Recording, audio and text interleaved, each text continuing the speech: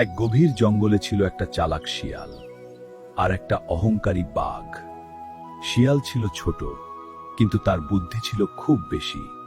আর বাঘ রাজা ছিল বিশাল আর শক্তিশালী, কিন্তু বুদ্ধি ছিল কম। সে ভাবত শুধু গায়ের জোরেই সব জয় করা যায়। কিন্তু একদিন শুরু হলো এক মজার লড়াই, শক্তি বনাম বুদ্ধি। সকালবেলা শিয়াল লেজ নাচাতে নাচাতে ফল খাচ্ছে, চোখ মিটমিট করে কালিয়াবে। ওয়াও, আজকের সকালটা কি সুন্দর! এই আপেলটা খেয়ে দেখি, মিষ্টি তো। জীবনটা তো মজার। হঠাৎ দূর থেকে ভয়ঙ্কর গর্জন শোনা যায়। বিরাট লাফ দিয়ে এসে দাঁত বের করে গর্বে বুক ফুলিয়ে, আমি এই জঙ্গলের রাজা, বাঘ রাজা। আমার শক্তি অসীম। ছোট শিয়াল, আমার রাস্তা থেকে সরে যা, না হলে এক লাফে তোকে খেয়ে ফেলবো। আরে রাজা দাদা, অত রাগ করছো কেন? শক্তি তো অনেক ভালো জিনিস, কিন্তু শক্তির সাথে যদি বুদ্ধি না থাকে, তাহলে তো শুধু অহংকার হয়। বুদ্ধি? ছোট্ট শিয়ালের বুদ্ধি? আমার সামনে কেউ বুদ্ধির কথা বলে? ঠিক আছে, চলো প্রতিযোগিতা করি, দেখি তোর বুদ্ধি আমার শক্তির সাথে পারে কিনা। দুজনে হাঁটতে হাঁটতে নদীর ধারে এসে পড়ল। সেখানে একটা বড় গর্ত। গর্তের ভেতরে একটা ছোট্ট হরিণ আটকে পড়ে কাঁদছে।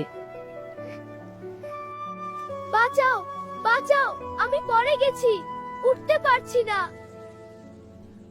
হাহা, এ তো সহজ কাজ। আমি এক লাফে নেমে হরিণটাকে কাঁধে তুলে আনছি। দেখো শিয়াল, এটাই শক্তি। বাঘ লাফ দিয়ে গর্তের ভেতরে পড়ে যায়। আরে, আমি পড়ে গেছি, উঠতে পারছি না। শিয়াল ভাই, বাঁচা আমাকে। দেখলে তো রাজা দাদা, শক্তি দিয়ে সব হয় না, এখন বুদ্ধি লাগবে। তুমি অপেক্ষা করো, আমি একটা চালাকি করছি। শিয়াল জঙ্গলে ছুটে যায় কয়েকটা লম্বা লতা কাটতে।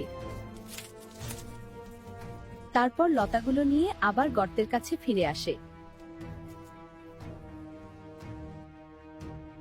নিজের লেজ দিয়ে শক্ত করে বাঁধে, লতাগুলো গর্তের ভিতর ছুঁড়ে মারে।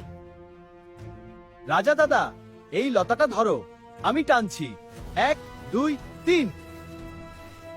উফ, আমি উঠছি। শিয়াল ভাই, তুমি সত্যিই চালাক।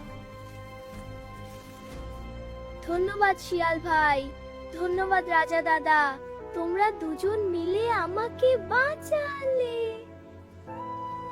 গর্ত থেকে উদ্ধার হয়ে দুজনে এখন জঙ্গলের সব প্রাণীদের ডেকে একটা বড় পিকনিকের আয়োজন করলো। সবাই এসেছে, খরগোশ, পাখি, কাঠবিড়ালি, হাতি। শিয়াল ভাই, তুমি কি করে এত চালাক হয়ে গেলে? খরগোশ ভাই, চালাকি মানে শুধু ফাঁদ দেওয়া না। চালাকি মানে অন্যকে সাহায্য করা, সমস্যা সমাধান করা।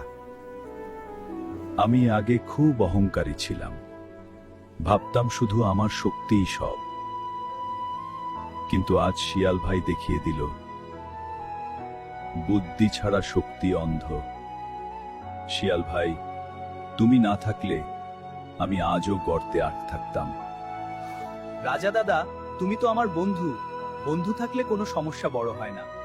চলো, আজ থেকে আমরা একসাথে জঙ্গলকে সুন্দর রাখবো। শক্তি আর বুদ্ধি মিলে বন্ধুত্বের জয়। শক্তি আর বুদ্ধি একসাথে থাকলে বন্ধুত্ব আর ভালোবাসায় ভরে ওঠে পৃথিবী।